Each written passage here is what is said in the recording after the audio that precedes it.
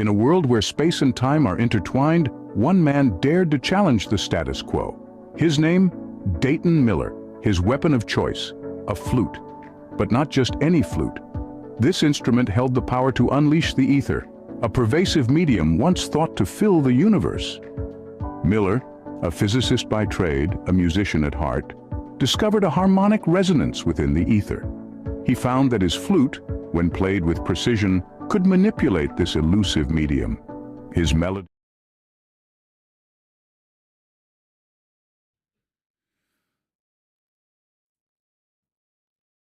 Hola, we're live.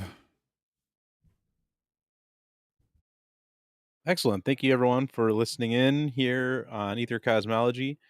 Thanks for tuning in for reading night number 23.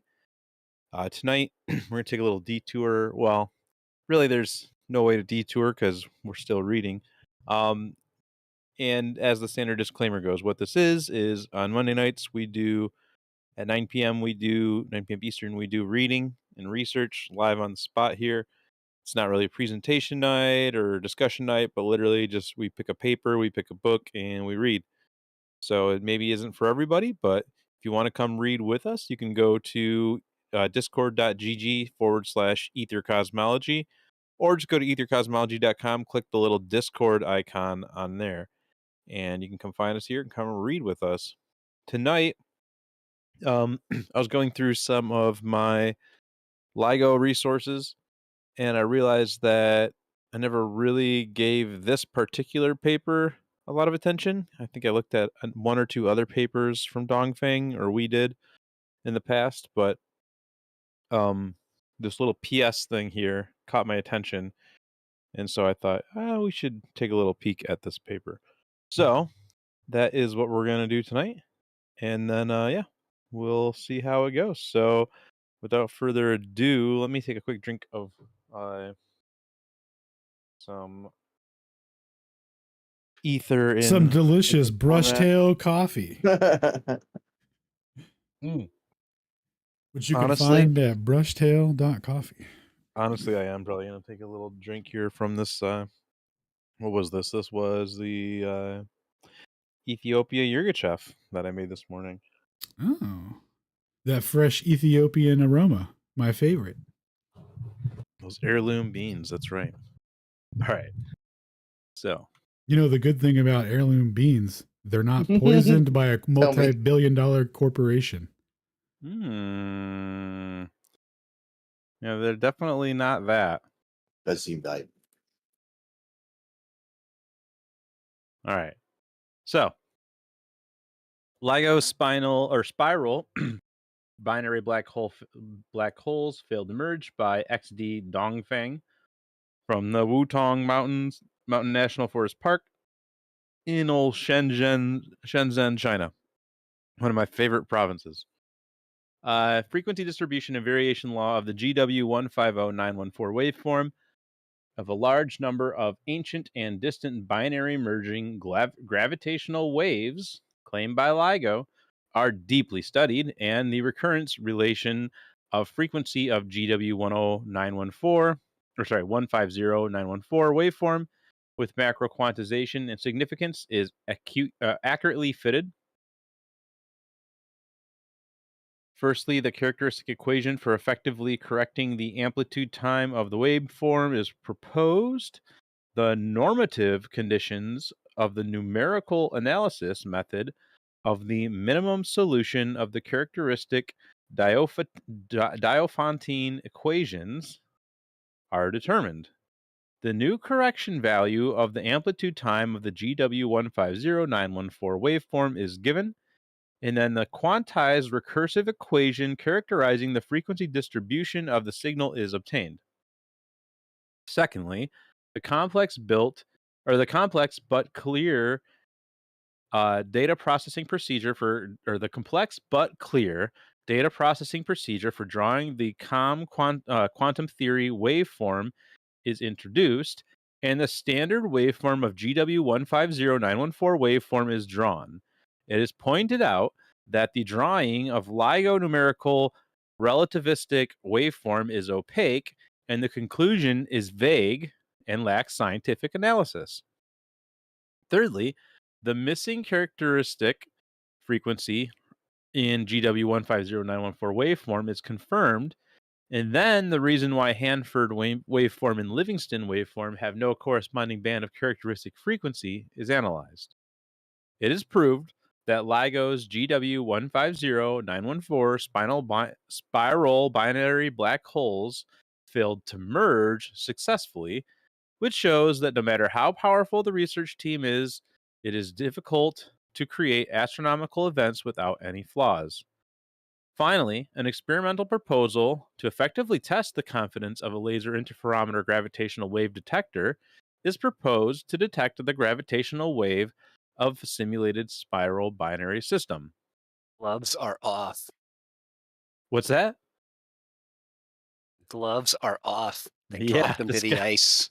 This they guy are. is not a fan, man. P.S. LIGO made up enough lies that the gravitational wave of the merger of spiral binaries was detected because they naively believed that as long as they teased the readers and announced that the binaries in all gravitational wave events were merged, there would be no corresponding gravitational wave in the future, and it would never be possible for anyone to discover the truth of the so-called gravitational wave of spiral binaries. However, there is no perfect lie in the world. Theoretical physicists only need to master the correct theoretical knowledge of gravity and understand the precise motion law of binary stars, and they can find many fatal loopholes in LIGO's lies. What is introduced here is just one of the loopholes in LIGO's lie of detecting the gravitational wave of the merger of spiral black holes. If the story of spiral double black holes is true, it must radiate a peak corresponding to a specific frequency. LIGO is obviously very ignorant about the basic knowledge of these gravitational theories, so it is unable to carry out the necessary calculations. This unfortunate ignorance has become one of the huge loopholes in the lie of LIGO's spiral binary gravitational wave. In fact, readers can all expose the lie of LIGO gravitational wave from other aspects, and finally find out what kind of laboratory signal LIGO's so-called gravitational wave signal is simulated with. Evidence to expose LIGO lies will be more wonderful one by one. However, LIGO and its cooperative institute, how have we not read this paper This is before? awesome. Right. I am digging this. Did you write this down? Let me get out my collection of forks. Like here, not only are you wrong, but here's where you went wrong. Here's how we could fix it. Here's how we can do more experiments to show you that you're wrong and I'm right. So, however, LIGO and its cooperative institutions are likely to use the precise inferences of our paper to fabricate spikes for a specific frequency and further release false gravitational waves. Therefore, we have to keep other wonderful evidence secret for the time being, prepare for the Jedi counterattack, and finally conclude for LIGO, there are many lies in the scientific community, and LIGO's lies, although very cunning, are the most ignorant. It can only deceive those non-real theoretical physics scholars, especially the news media. Ooh. Wow. Oof. Let's get into it. Did he leave anybody out? Right, dude. This guy's like, come, take away all my credentials. Kick me out of academia. Do it. I dare you. Imagine that the ancient and distant dense binaries merge frequently at a specific time, and the merged information happens to be transmitted to the Earth and captured by LIGO according to the foresight of research institutions in recent years. There will be no such opportunity after that because all spiral binary stars have been merged. This story is obviously unconvincing. Therefore, it is most appropriate to define the so-called spiral binary stars merger gravitational wave declared by LIGO as LIGO manufacturing. The vibration curves depicted by LIGO are called waveforms. The monotonic increase in frequency of GW150914 waveform is qualitatively consistent with the radiation frequency of the spiral system, and many other signals such as locomotive start also have the monotonic increase in frequency. The identification of signal wave of unknown wave source needs to compare the accurate law obeyed by physical quantities, such as the frequency of the original detection data of the signal, with the accurate law of physical quantities, such as the radiation frequency of the model wave source. However, according to the theoretical waveform, oh wow, the expected waveform is extracted from the chaotic waveform, and then the extracted waveform is used as evidence to declare that the so-called experimental observation confirms the theoretical inference. This kind of strong, twisted, chaotic logic is defined as modern advanced scientific thought only because we succumbs to the academic authority of the famous scientific research team. Mwah. Yeah, let's give that a little highlight. One of the boys out there.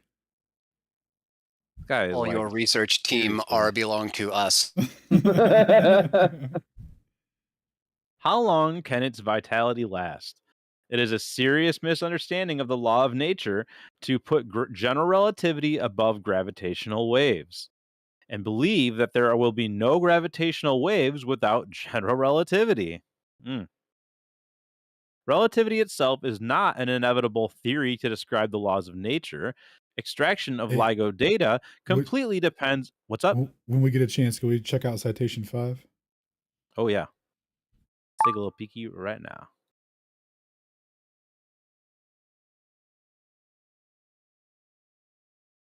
There you go. Oh, it's him. On the left. It's the first of the 4 of his papers that he quotes. Oh, nice. Okay, respect. Let's check that out later. I wonder if that was. I think we looked at another 2021 paper of his once. Yeah, I recognized his name. Dongfang. I got nope. But we did not look library. at this one. Yeah, I don't have this one. This is the one I think that we looked at in the past. This one here, number 17. Oh, okay. That we may have looked at quantum laws. Yeah, 2 right on 25 and 6. Yeah. Anyways, tap back to where we were.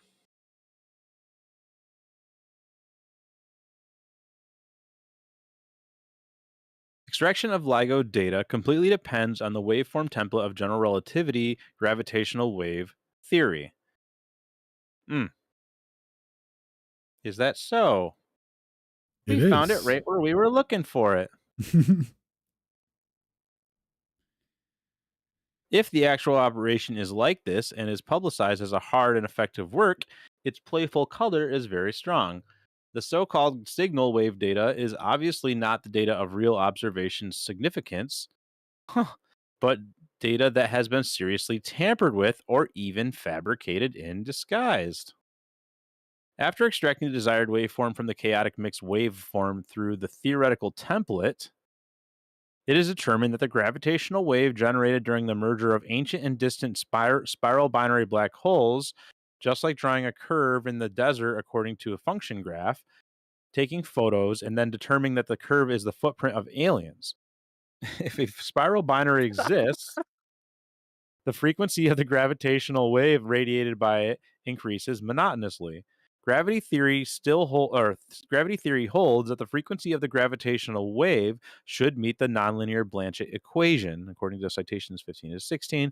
Although the Blanchett frequency equation has no explicit function solution and it cannot be used to calculate the accurate frequency distribution law of gravitational waves, the conclusion of numerical analysis is that the frequency of GW150914 signal does not obey the Blanchett frequency equation. It can be predicted that the gravitational quantization theory represented by string theory, superstring theory, and M theory what the M theory? Anyone know? You don't know about M theory? Modern theory, Question. maybe? I've never heard of it. Is that the one where they try to bring back God as the primary source of everything? Dude, there's literally like a new one where they're like, all right, boys, so God? Anyone? Dude, it's insane. I forget what it's called, but it might be M theory. It's something like dumb like that. I was like, wait a minute, are you for real? You circled back to the thing you tried to escape. Yeah, if anyone wants to look up M theory real quick, go for it. I think what you're talking about, Alan, is him theory, right? Yeah. Yes. So superstring theory and M theory combines general relativity with quantum mechanics and cannot calculate the most basic characteristic physical quantities, such as the frequency or wavelength of the gravitational wave. Formally, if we imitate the quantum theory of the hydrogen atom to establish the quantum theory of the gravitational system, it seems that the calculation formula of the frequency or wavelength of gravitational wave, let me zoom in a little bit here. And be given. I've got the quick definition here. Or Oh, M nice. theory is a theory in physics that unifies all consistent versions of superstring theory. So it's basically Good. a catch-all. Oh, Just it's like a super string theory was, string. dude, that's hilarious. Of course they like string theory. They got We're another still a little bit 11 off. dimensions for you. Don't worry, we'll throw a few more dimensions on here. We'll go to super string theory. Oh, we found we're still a little bit off. Well, we can patch that all up with some M theory. We had 10 dimensions, but we really needed 14. And don't forget the final step, dog, to combine it with GR and with quantum Wicked little stew. mechanics. Dang, what a Yeah. showing. I mean, that's all you got to do, dude. Just a little divergence to infinity forever, and you're good You to gotta go. math the shit out of that. Yeah.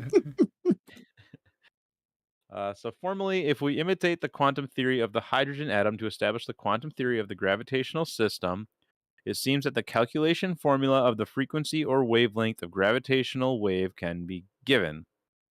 However, in this way, the picture of matter cloud in the gravitational field predicted by the imitation theory is not consistent with the distribution law of planets. Well, we can just forget about that, right? You can't be violating Kepler, buddy. Just step right on back.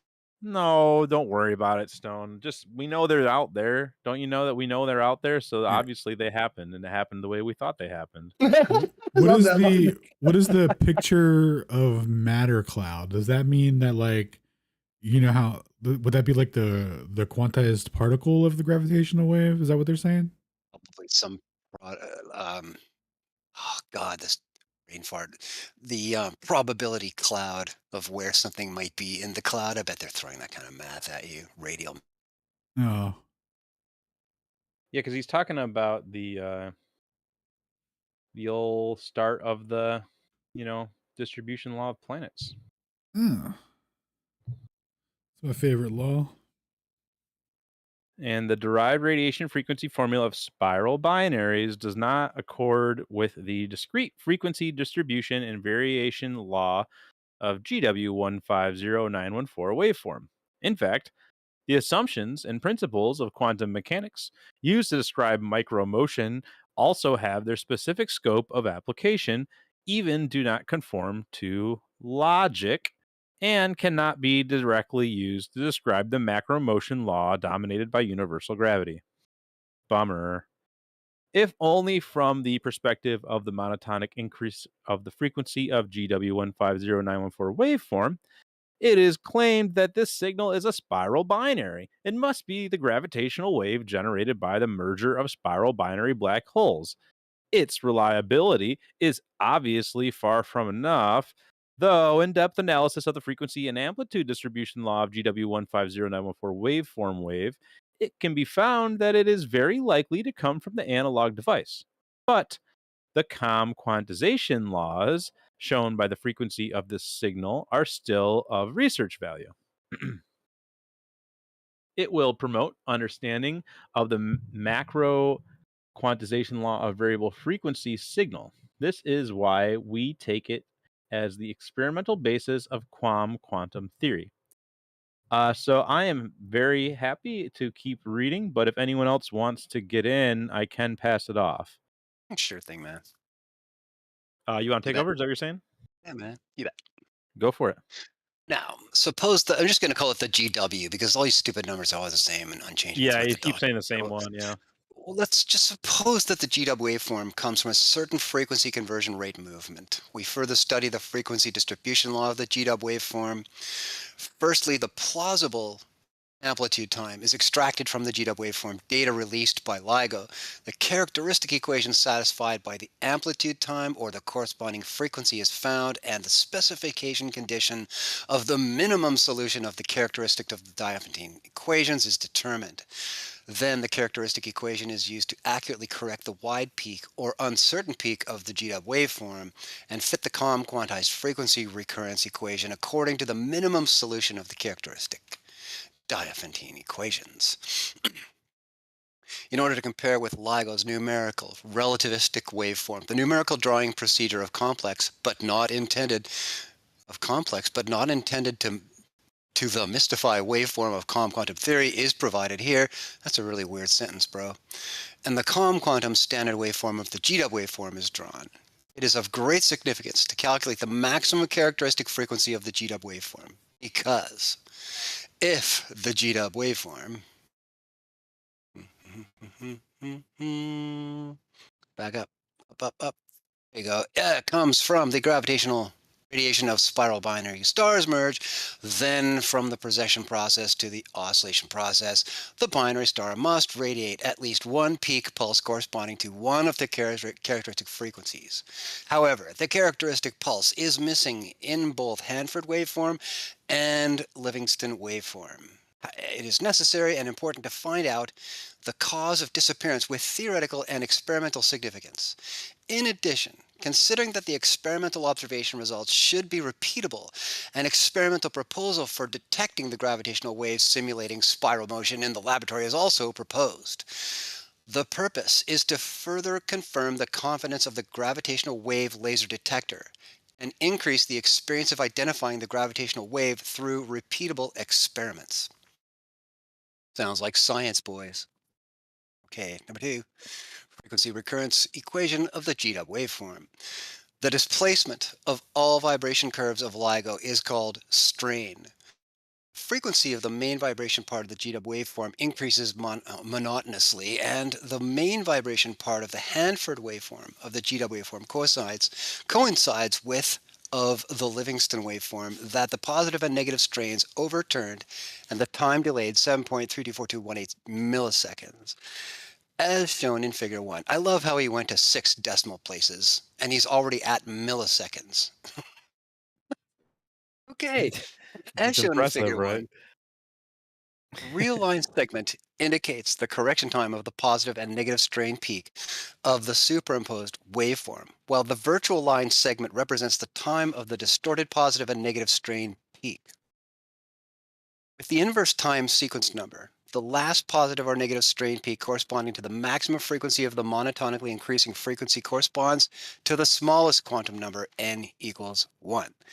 Investigating the several wide peaks of the main vibration part in the superimposed waveform, in addition to noise resulting in waveform distortion, noise may lead to waveform distortion, and the detector may also miss some real positive and negative strain peaks by recording a signal per 6.1 odd times 10 to the negative fifth second. That's like a 6/10,000ths of a second, as in every peak would occur with that frequency. Therefore, correction time of strain peak within the range of error has many kinds of accessibility values. Table 1 lists the time of the positive and negative strain peaks corrected by numerical approximation, and the time for the 2 wide positive strain peaks that have not been determined is represented by x sub 5 and x sub 7 respectively, and the time for the 3 wide negative strain peaks that have not been determined is represented by t sub 3, 7, and 8 respectively. The intrinsic period and the intrinsic frequency are defined as t sub n equals t sub n minus t sub n minus 1, and function of n equals t sub n to the negative 1, respectively, in which the subscript n is also quantum number and arranged in reverse chronological order. Finding the minimum solution of the Diophantine equation system, which accords with the physical meaning, can determine the best approximation equation of the calm quantum law, and the resulting from Los Angeles, and the resulting Lagrange frequency change rate of the positive and negative strain from the GW signal is the same. I love that hyphenation of studying. That's beautiful. Studying the simplest calm quantized oscillating function, y is sine of 2 pi onto 1 plus 5t times t. I don't know why they throw the t back over the 2 pi. That's kind of tangent. With high frequency approximation shows that the same change law of positive and negative strain peak time is a kind of high frequency effect. But when the frequency is low, the time distribution law of the positive and negative strain will show a significant difference. And here we are looking for the x sub 3, 5s, and 7s. They're not even labeled, but whatever, we'll go with it. At least it's in color.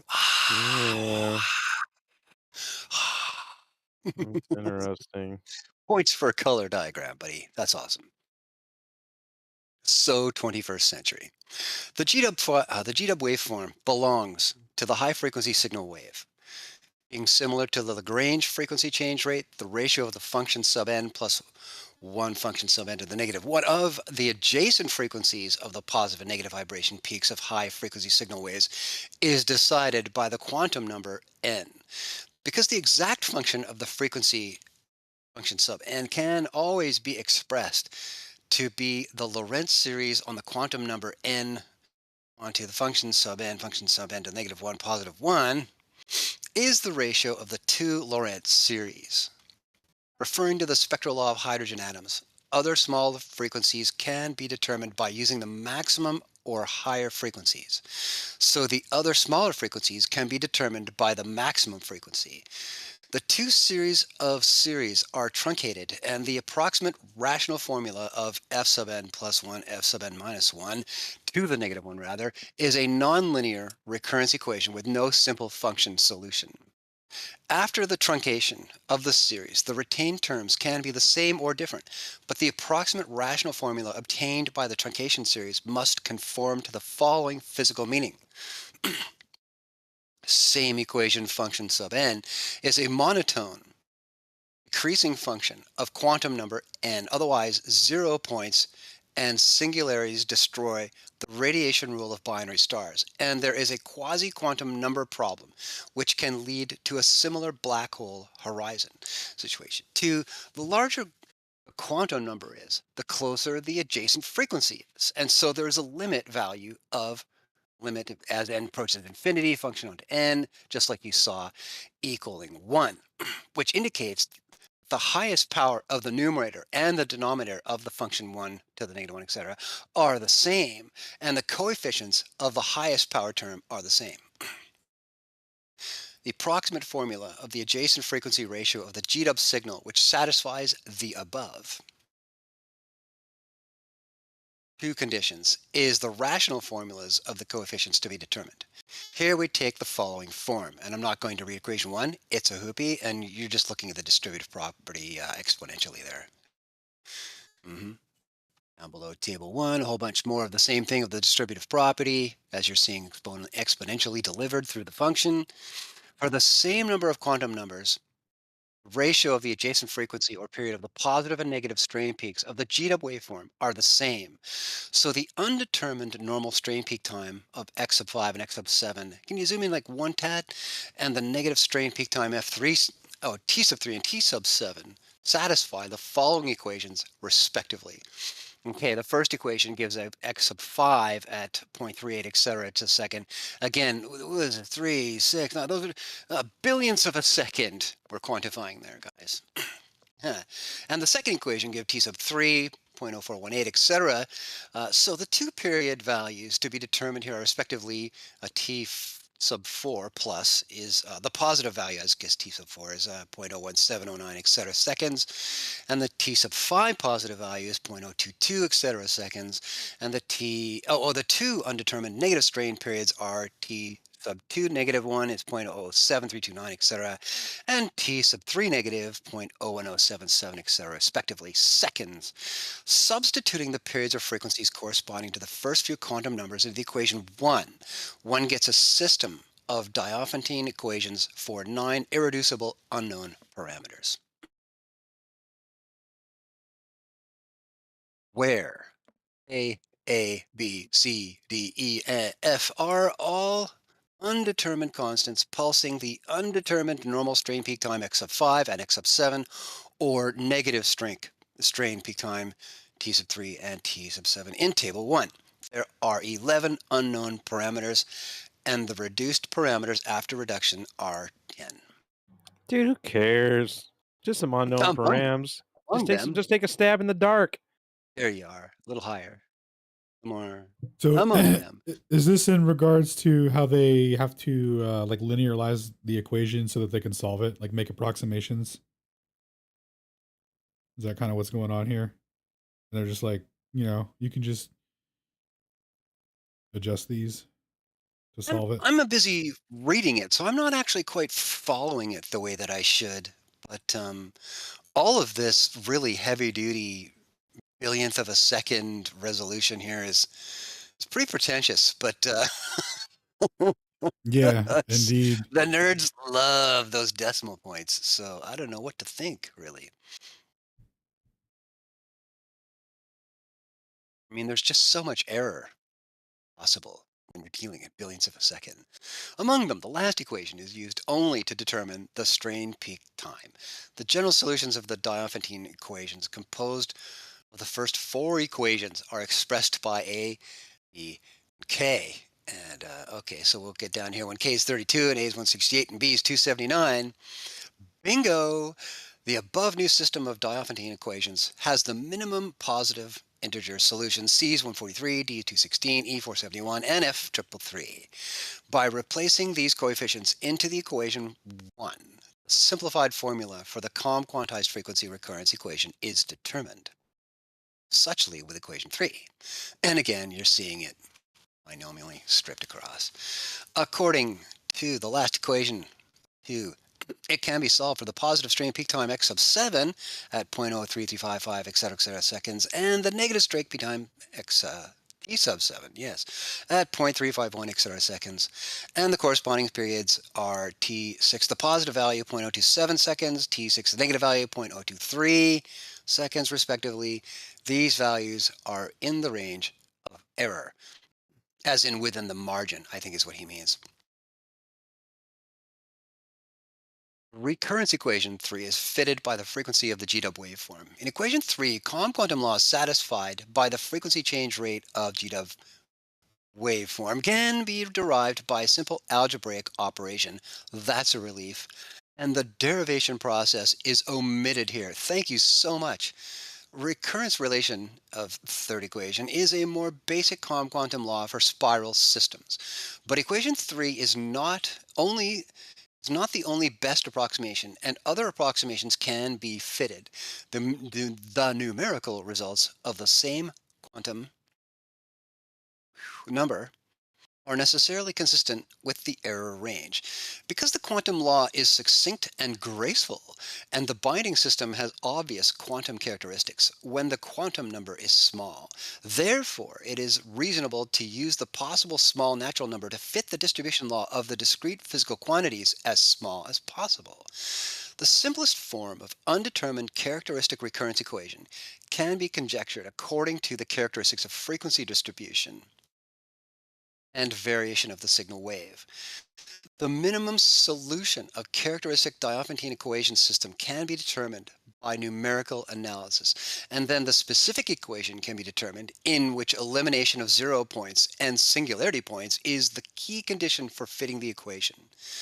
The fitting of best approximate equation often requires repeated approximation. From a practical point of view, if that the numerical calculation results are in conformity with the experimental observational data or the curve of the numerical equation, is coincided with the curve of the functional equation, is considered as the standard, it is completely able to accept the reductive numerical equation for eliminating the 0 points and the singularity points in the operation process. All right, Good section grief. 3. Thanks, man. Quantum numerical theory standard waveform. Using the frequency recurrence relationship of the GW waveform, a standard waveform can be drawn and compared with the so-called numerical relativistic waveform of LIGO.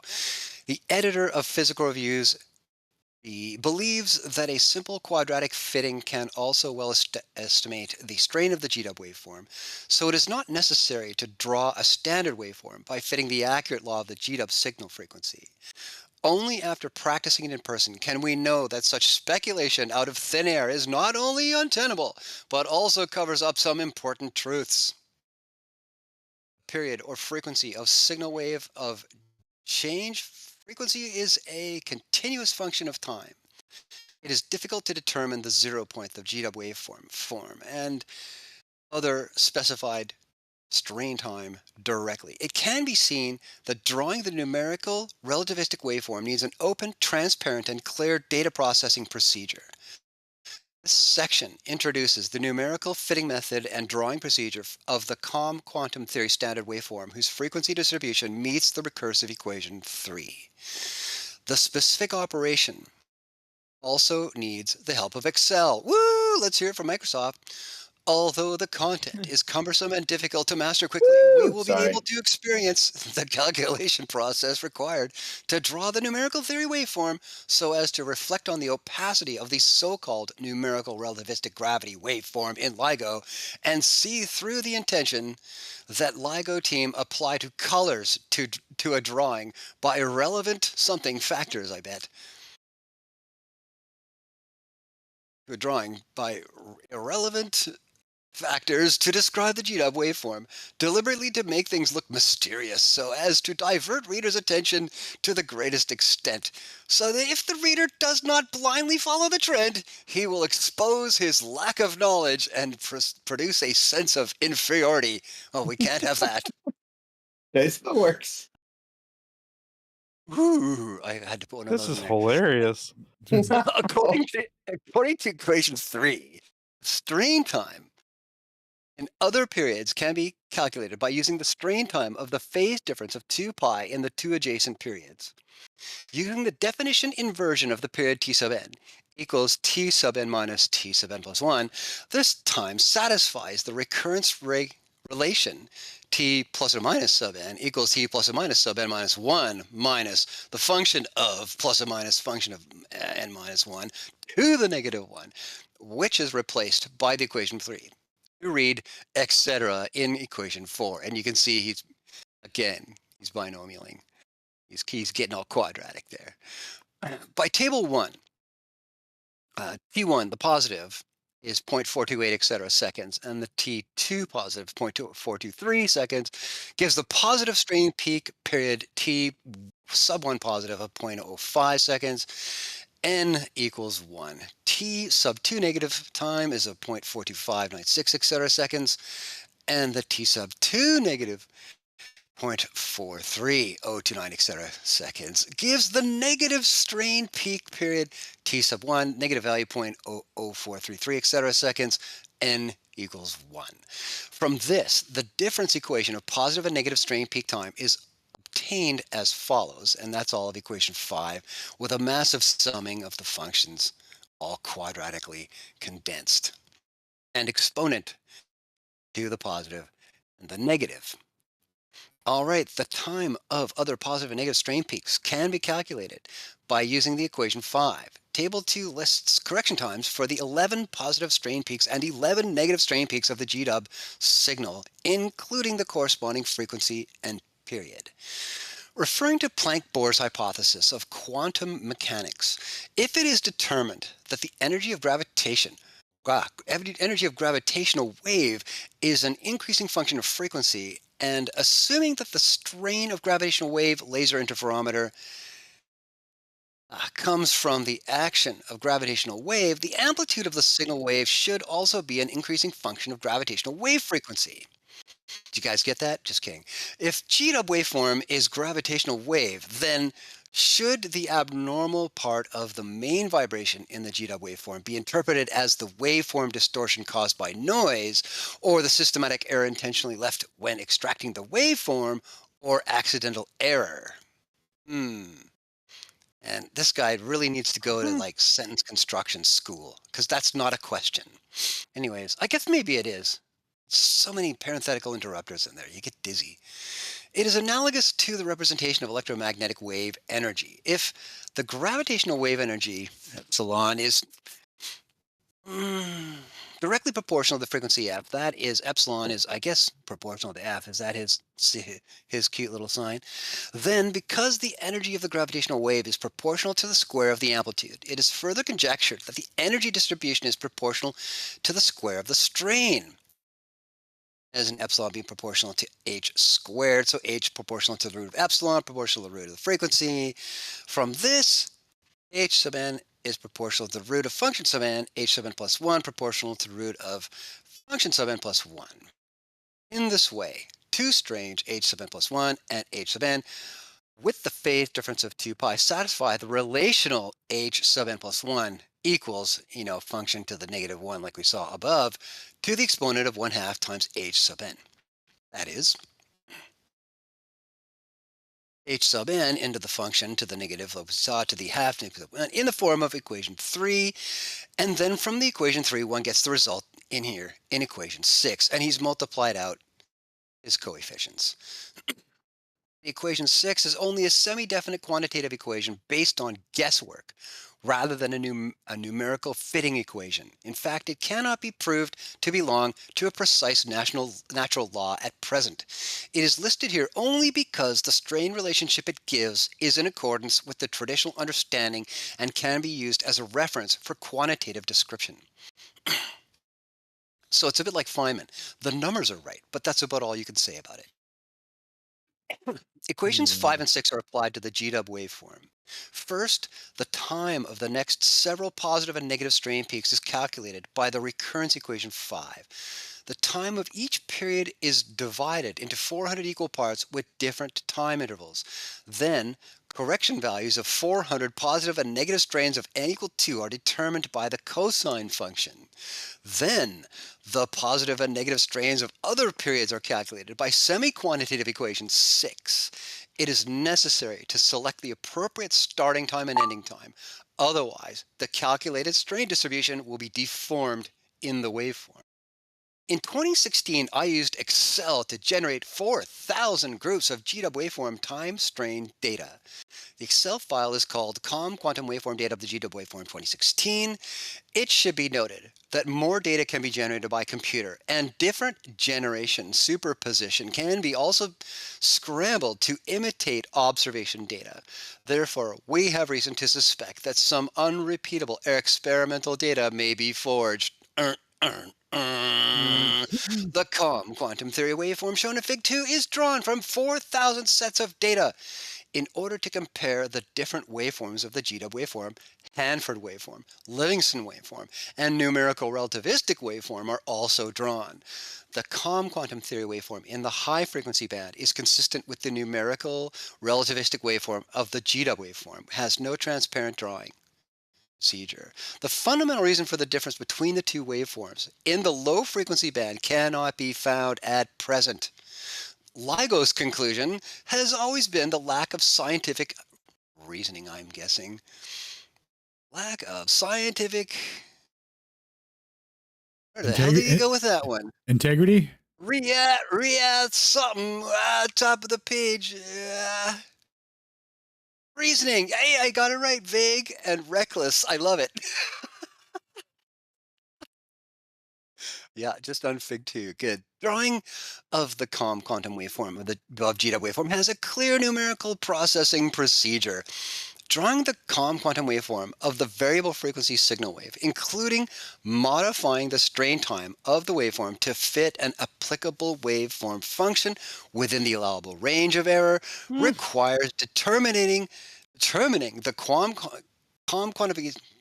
quantization formula of frequency distribution of variable frequency signal wave.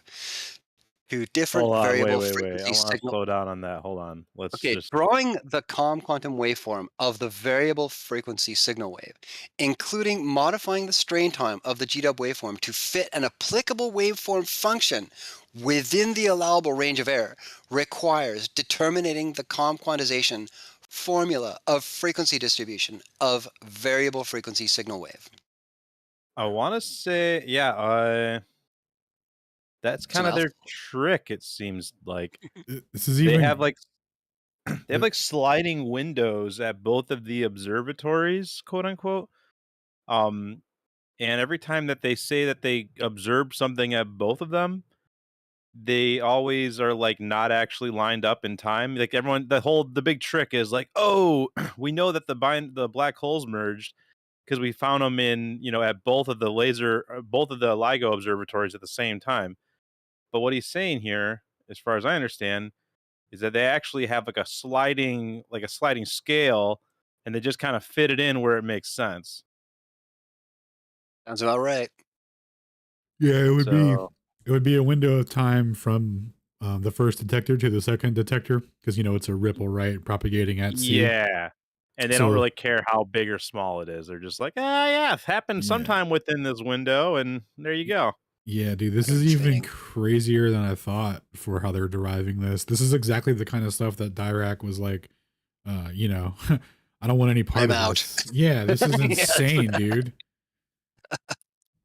To different variable frequency signal wave of natural phenomena, any new effective numerical method will prompt the discovery of new discrete laws. And that's exactly what we're covering here, new discrete laws. What an awesome term. Scientific conclusions should not be confined to qualitative descriptions.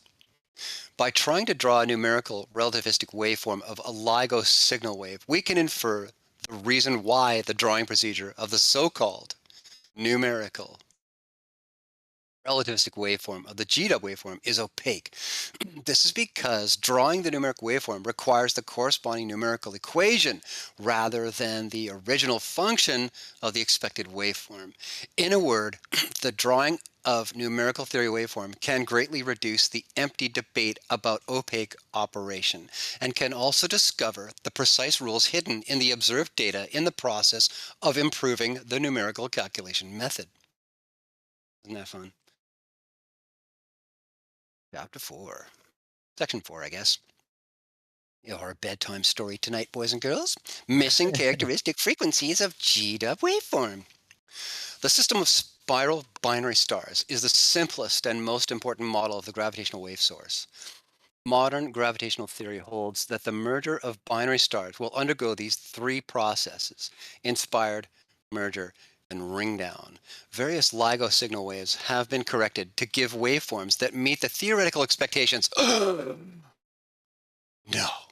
Or However, be from the surprised. main vibration part of the various LIGO signal waves, only the strictly monotonous frequency of the GW waveform is most consistent with the characteristics of the gravitational wave of the spiral binary stars. According to the correct superposition curve of the Hanford vibration curve and the Livingston vibration curve shown in figure 1, it is easy to find that the Hanford vibration curve of the 0.43 seconds to 0.4 seconds roughly does not coincide with the Livingston vibration curve after upside down inversion and translation. And even some strain phases are opposite. Oh God, no. Tell me no. This detail may imply important scientific reasons to be discovered. If we can't give a reasonable expectation for these questions and arbitrarily define the GW waveform as the gravitational wave of spiral binary black holes, it is obviously not a scientific conclusion. Anybody pay attention yet? All you nerds, there it is. Now let's discuss a more critical question. Even if the GW waveform really comes from the gravitational wave radiation of merging spiral binary stars, the frequency of spiral binary stars precession increases monotonously, and the frequency of the gravitational wave radiated by the binary stars also increases monotonously in the precession process. However, the frequency of the binary stars' precession will not increase infinitely, so the gravitational wave of spiral binary stars must have a frequency limit, which is expressed by F sub O. In this case, F sub 0 is the characteristic frequency of the gravitational wave spiral binaries. That is the connection frequency between precession process and oscillation process, which corresponds to a special pulse in the gravitational wave of spiral binaries. Special waves. Whether this particular pulse exists indicates whether the spiral binaries have finally merged. That's the punchline. According to the definition of the Lagrange frequency, the change rate of what's change F sub n, is that the dot over it, or is that just a dot in the some Yeah, it schmutz looks in like the a dot. paper with some schmutz there, or is that just the change rate F sub n? I think you got schmutz a couple of times. It's the conspicuous looking piece of schmutz there. Anyways, okay, the period is expressed by the corresponding frequency and the relationship of schmutz F sub n, and there you go again to the -1 exponent is obtained. Although F schmutz sub O has no meaning, schmutz F sub 1 has the corresponding calculation results. So if n equals 1 is taken, then what is that? F sub O is defined. Solving the equation schmutz F sub 1 equals F onto O minus 2, to the -1, the physical meaning of the root is an F sub O equals 1 over 2F sub 1 onto this entire massive set of parentheticals, half of it rooted and squared within itself, which is really, oh God, I hate when they do that. Anyways, where schmutz F sub 1 equals 1407 F sub 1 squared over 1160 is given by the Lagrange frequency rate formula of the G waveform. F schmutz sub n onto this massive thing to the F sub n squared, then the values of F sub O plus or minus can be obtained. I guess that's to the plus or minus exponent, can be obtained by calculating the frequencies of F sub 1 to the plus minus and F sub 2 to the plus minus in table 1 respectively. The frequency recurrence of equation 3 can also be used to calculate the characteristic frequency of F sub O to the plus or minus exponent. The form of equation 3 is derived from the recurrence of high frequency and low frequency, which can be rewritten into the recurrence from, form from high frequency to low frequency, F sub n, and there he is getting all quadratic again, multiplied by F sub n plus 1. Take n equals 0 and get F sub O equals 333 F times F sub 1 over 143. The merger of spiral binaries will inevitably radiate positive and negative pulse strains corresponding to the maximum frequency F sub O. The results calculated by the two methods are consistent, and the calculation by equation 3 is simpler for the G dub waveform because F sub 1 positive is 197.39, etc. hertz. Again, going to the 10 millionth decimal place of a frequency per second. And F1 to the negative value, 230.76 odd hertz. So there is your F sub O positive and negative values of 459.67 and 537.36 hertz, respectively. This indicates that at least a special pulse corresponding to the cohesion frequency F sub O positive value is 459.67 hertz should be radiated during the spinal binary stars merging of the G sub waveform sources. The gravitational wave pulse corresponding to the characteristic frequency is the main sign of the merger of spiral galaxies, spiral binaries. They're not binaxies, they're binaries. Okay, however, there's no pulse corresponding to the characteristic frequency in the detection data of GW waveform. LIGO claims that Hanford detector and the Livingston detector synchronously detected the GW waveform within 0.25 to 0.47 seconds. Within a quarter to a half a second is what they're trying to say. My cats are going crazy on this. So the problem is suddenly enlightened. In principle, it is impossible for the two detectors to consistently produce systematic errors so that the special pulse marking the merger of binary stars after 0.43 seconds disappears at the same time. So, does the data extraction template lead to the disappearance of characteristic frequency? Or the data Whoa. extraction is correct And the result just proves that the binaries of the GW waveform source have not realized the final merger, and the binaries of the GW waveform source are still in. The new problems caused by the failure of the final merger of binary stars are: will the binary stars maintain a uniform circular motion, or move away after reaching the nearest distance? What is the shape of the gravitational wave after the binary star reaches the nearest distance? Where was the binary star of the GW waveform later? It can be seen that LIGO absolutely wants to create all binary star merger events. Otherwise, the detector can repeatedly detect the subsequent situation, and all myths and stories will go through. Isn't this the real reason why Wow. all reports of LIGO claim that binaries have completed the merger? This is However, crazy. Sorry to if the interrupt. GW waveform is defined as gravitational wave of spiral binary stars, the merger of wave source binary stars has not been completed, which is completely contrary to the conclusion expected and announced by LIGO. Now, let's look forward to LIGO's wonderful explanation. Can't wait. The conclusion of human reasoning is about ancient cosmic events is restricted by physical and logical tools. From the GW waveform to the GW 1700817 signal, LIGO always gives highly repeated conclusions.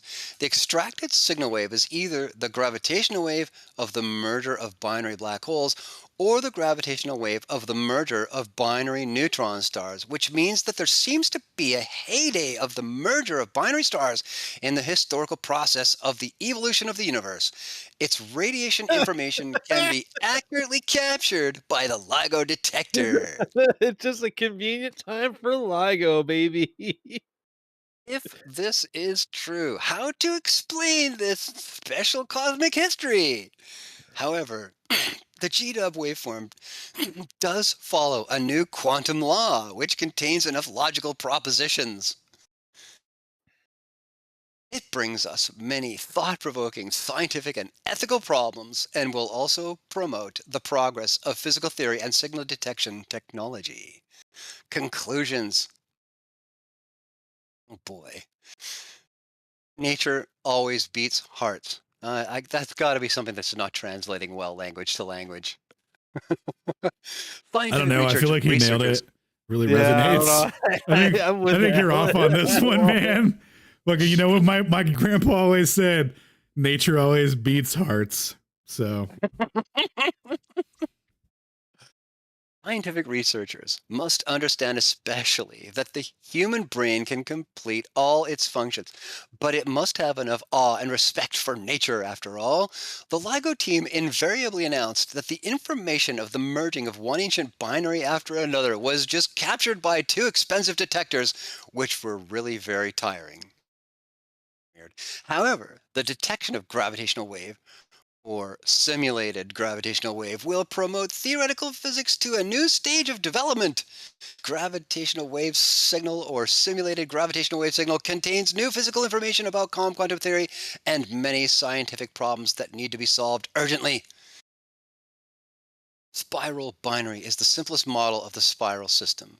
According to the detection data of spiral binary stars, the calm quantized recurrence equation of radiation frequency can be fitted by minimum solution method of characteristic Diophantine equation. From this, the quantum number corresponding to each frequency can be determined, and the characteristic frequency of binary star merging can also be calculated theoretically.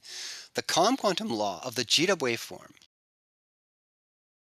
and the frequency recurrence equation of calm quantization belong to the experimental law. The characteristic frequency of spiral binary stars, which is the only sign of a binary merger, is one of the necessary corollaries of the experimental law. However, there is no radiation pulse corresponding to the characteristic frequency of the binary stars merging in the observed data of the GW waveform. Finding out the reason, whether the signal wave extraction template fails to include the peak marking the merger of spiral binaries, or whether the binaries may not. Where are you going? My bad. Sorry. Let's see. Mm. With a little period, but a black constitution. Where the hell did I just finish that? So I hit a may not. There, may not achieve the final merger. The answer is not clear at present. There we are. So hitting that again, finding out the reason whether the signal wave extraction template fails to include the peak marking the merger of the spiral binaries, or whether the binaries may not achieve the final merger, the answer is not clear at present. As a gravitational wave, the final result of binary black holes with the GW waveform source needs further analysis and demonstration. If the GW binary stars did not merge, the detection of gravitational waves for the later period Yep. of the GW binary black holes constitutes a decisive experiment to test the theory of gravitational waves and the competence of gravitational wave detectors. Is there any possibility that the source of the GW waveform is dense binary stars with smaller mass in the near space-time or some other similar wave source? In fact, it is difficult for humans to truly understand the gravitational system of 1 billion or billions of light years away. Any qualitative conclusions about the cosmos in ancient distant time and space eventually need to be examined by in-depth calculation. As we all know, orbit and period of planets and so on. The classical gravitational theory describes these conclusions of the gravitational system accurately, and the application of classical gravity theory to aerospace engineering has also made brilliant achievements, including the singular conclusions cited through 32 to 36 on those papers, such as a black hole. Some conclusions of modern physics still need to be tested by extensive formulaic experimental laws and logical demonstrations. Hear ye, hear ye. The mathematical forms of different theories describing the same natural law may be totally different, but for the analysis of experimental detection data, their numerical results must be consistent within the error range. And he keeps using that expression, and what he really means is within the margin of error. Studying the law of the fundamental characteristic of physical quantity of gravitational waves, such as the frequency and so on, an accurate theory must not depend on unproven assumptions. Hear that, LIGO? Its correct development is bound to be compatible with the achievements of classical physics and modern physics, especially to accept the test of formulaic exact experimental law. Gravitational waves in general relativity are often described as spatiotemporal ripples, which make them very mysterious. In fact, the essence of gravitational waves is the manifestation forms of gravitational field changes caused by moving objects. So gravitational waves are ubiquitous, but it is usually difficult for gravitational waves to be detected by instruments. Funny how that is. In the laboratory, the simulation spiral motion or other variable frequency motion can be achieved to obtain the corresponding gravitational waves. Since the universal gravitational constant, big ol' G, can be accurately measured in the lab, people are bound to be able to build similar sensors that detect gravitational waves in the lab. It is suggested that gravitational waves of spiral systems should be widely simulated in the lab. The observed results of gravitational waves in the lab are repeatable. Repeatable experimental results can be used to measure the confidence of gravitational waves detected by gravitational wave laser interferometer or other sensors. It is of great significance that the detection results of gravitational waves simulating spiral systems will be a reliable experimental basis for testing different gravitational theories. Boom chuck. No, this guy's trying to ruin It's all like, of stay LIGO's tuned. funding and fun, dude. They're like, Wow. no, don't make us experimentally verify anything. Get out of here. We're just looking in the sky and then making up some math. Get out of here, man. Damn you and your logical standard. Good grief. This guy is just a party pooper. Yeah, We that got was a gravitational waves up the yin yang, Oh yeah, we binaries, could black party. holes, and We could stars. party. What's that? I said, oh yeah, we could party. That was a great insight into the process of, yeah, we detected gravitational waves and general relativity is correct. And it's like, well, how'd you detect that again? Like, what does that mean exactly? It's like, oh, you just got We took the our model-shaped expectation out of the right. random chaos, and there it is, man. Then we adjusted our math to fit. And the proof that our math fit our adjusted model that we extrapolated out from the chaos is proof that that our measurement was correct and the theory is true. Very So crazy. I don't think we have the time for another chapter of ARP. But if anyone had any final like thoughts or questions or anything they wanted to share, or anything they wanted to watch, we could do something short here. I think I might have something we could watch. Give me 1 second. An interesting video popped up on the one-way speed of light. I hadn't watched it all. I was saving it for later. Yeah, we did burn through that 9-pager pretty quick, didn't we? Yeah, But we if we're did. but if we're down to watch that, Thanks, Stone. That was great reading, man. yeah, much appreciated. My absolute pleasure. I like the bedtime story. Knowing the one-way speed. Yeah, it's 23 minutes. It's kind of long, actually. Never mind. I thought it was like 12. All right. Yeah, we could wrap on that if you want. All right. Well, all right then. Cool. Thanks everyone for listening in, joining us for Stone's bedtime stories with the assistance of Dongfang.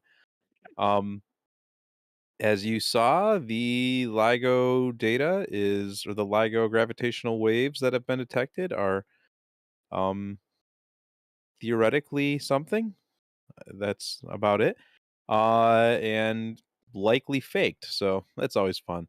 So yeah, that's fun to read, fun to learn about. There's much more work from Dongfang. Also, go look through our other videos. We've talked about LIGO a few other times, and we read Crothers' paper about LIGO in the past.